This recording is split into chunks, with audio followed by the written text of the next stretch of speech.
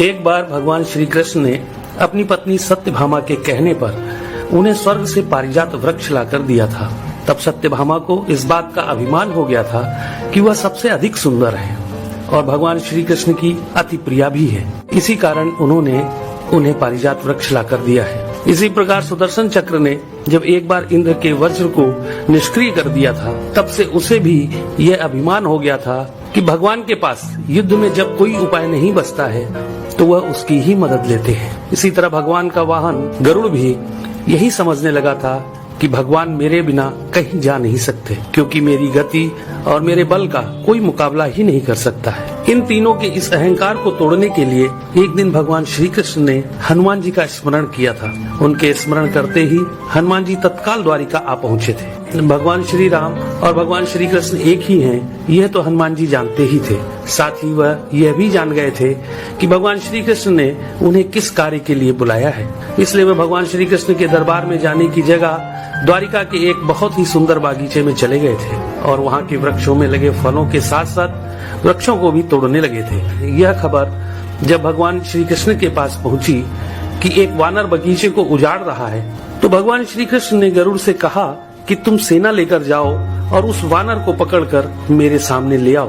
तब बल के अभिमान में भरे गरुड़ ने यह कहा था कि प्रभु, एक मामूली वानर को पकड़ने के लिए सेना की क्या जरूरत है, मैं अकेला ही उसे पकड़ लाता हूँ। ऐसा कहकर गरुड़ उड़ते हुए उस बागीचे में पहुँचे जहाँ हनुमान जी वृक्षों को उखाड़ रहे थे। तो गरुड़ ने उन्हें बिना जाने ही उनको पकड़ने का प्रयास किया था। तब हनुमान जी ने गरुड़ को अपनी पूंछ में दबाकर जोर से कस दिया, जिससे गरुड़ की सांस रुक गई थी।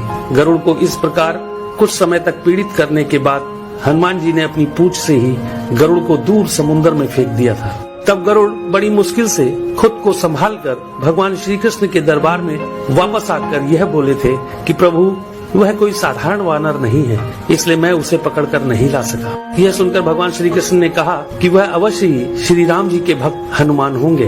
तुम उनके पास जाकर यह कहना कि श्री राम ने उन्हें बुलाया है, वह अवश्य चले आएंगे और हो सके तो तुम उन्हें अपने साथ ही लेकर आना। भगवान श्री कृष्ण की आज्ञा पाकर गरुड़ हनुमान जी को ढूंढते हुए वहाँ से बहुत दूर मलय पर्वत पर पहुँच गए थे और हनुमान जी से अपनी भूल की क्षमा मांगते हुए उनसे यह कहा था कि भगवान श्री राम ने आपको याद किया है, आप मेरी पीठ पर बैठ जाइए, मैं आपको शीघ्रता से उनके पास पहुँचा देता हूँ। हनुमान जी प्रभु की यह लीला भी समझ गए थे, इसलिए उन्होंने गरुड़ से यह कहा था कि तुम चलो, मैं तुम्हारे पीछे ही आता हूँ। इधर द्वारिका में भगवान श्री कृष्ण ने राम का रूप धारण किया और सत्यभामा के साथ सिंहासन पर बैठ गए थे और सुदर्शन चक्र को यह आदेश दिया कि तुम द्वार पर रहो, बिना मेरी आज्ञा के कोई भी अंदर न आने पाए। तभी हनुमान जी द्वार पर पहुंच गए थे तो सुदर्शन ने उन्हें रोकते हुए यह कहा था कि तुम बिना आज्ञा के अंदर नहीं जा सकते हो। तब हनुमान जी ने सुदर्शन चक्र को पकड़कर अपने दांतों में दबा लिया था और अंदर चले गए थे। हनुमान जी ने सिंहासन पर बैठे भगवान श्री राम को प्रणाम करके उनसे यह कहा था कि प्रभु, माँ कहाँ है? आपके पास उनके स्थान पर यह कौन दासी बैठी है? सत्यभामा ने जब यह बात सुनी तो बड़ी ही लज्जित हो गई थी और उनका सारा घमंड चूर हो गया था। तभी थके हुए गरुड़ देव भी हांफते हुए दरबार में आ गए थे। गरुड़ ने वहाँ हनुमान जी को देखा तो वह चकित रह गए थे कि मेरी गति से भी तेज गति से हनुमान जी वहाँ पहुँच गए। इस प्रकार गरुड़ का बल और गति दोनों का अभिमान चूर हो गया था। तभी श्री राम रूपी कृष्ण ने हनुमान जी से यह पूछा कि तुम अंदर कैसे आ गए थे? तुम्हें क्या द्वार पर किसी ने रोका नहीं था?